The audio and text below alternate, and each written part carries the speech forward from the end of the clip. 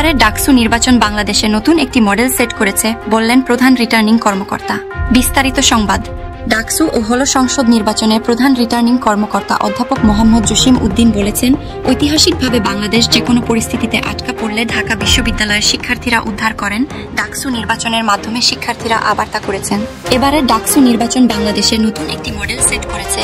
আজ বুধবার সকালে ঢাকা বিশ্ববিদ্যালয়ের সিনেট ভবনে ডাকসু ও হল সংসদ নির্বাচনের চূড়ান্ত ফলাফল ঘোষণার আগে দেওয়া বক্তব্যে জসিম উদ্দিন একথা বলেন।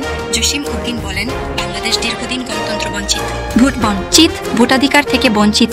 ঐতিহাসিকভাবে বাংলাদেশ যখন যে কোনো পরিস্থিতিতে আটকা পড়ে, সেখানে ঢাকা বিশ্ববিদ্যালয়ের শিক্ষার্থীরা দেশকে উদ্ধার করেন। তারা সেই সুযোগ আবার এনে দিয়েছেন। ডাকসু নির্বাচনের আগে নির্বাচন কমিশন কয়েকটি মাইলস্টোন সেট করে দিয়েছিল বলে উল্লেখ করেন জসিম উদ্দিন। তিনি বলেন, তারা গত 29 মে তফসিল ঘোষণা করেছিলেন ডাকসু নির্বাচনের। তারা কতগুলো মাইলস্টোন সেট করে দিয়েছিলেন। সেই মাইলস্টোনের শেষটি ছিল 9 সেপ্টেম্বর।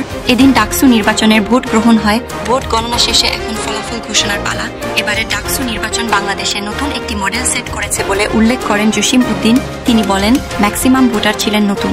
সেদিক থেকে নির্বাচন আয়োজনের অনেক পদ্ধতি আছে। নির্বাচন আয়োজন না করতে করতে কিন্তু অনেক সময় অনেক পদ্ধতি জানার বাইরে চলে যায়। এই ডাকসু নির্বাচনের মাধ্যমে তারা একটা সুন্দর মডেল সেট করতে পেরেছেন, যেটা বাংলাদেশের অন্যান্য বিশ্ববিদ্যালয় সহ বড় বড় কলেজ অনুসরণ করবে বলে তারা আশা করছেন। শতভাগ ভোট কখনো গ্রহণ সম্ভব হয় না বলে উল্লেখ করেন জসিম উদ্দিন। তিনি বলেন, আমরা আপনাদের কথাগুলোকে আমলে নিয়েছিলাম, আপনারা যাতে কোনো ধরনের লাইনে কোনো ধরনের হ্যাসেল না হয়, তাই 8টি কেন্দ্রে 850টি বুথ স্থাপন করেছিলাম। ভোট গ্রহণকে কেন্দ্র করে নিরাপত্তাজনিত কোনো সমস্যা হয়নি বলে উল্লেখ করেন জসিম উদ্দিন।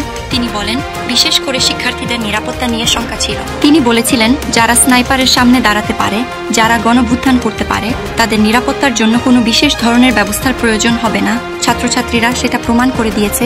এটা নিয়ে তাদের একটুও চিন্তা করতে হয়নি। সারাদিন উৎসব মুখর পরিবেশে ভোট গ্রহণ সম্পন্ন হয়েছে।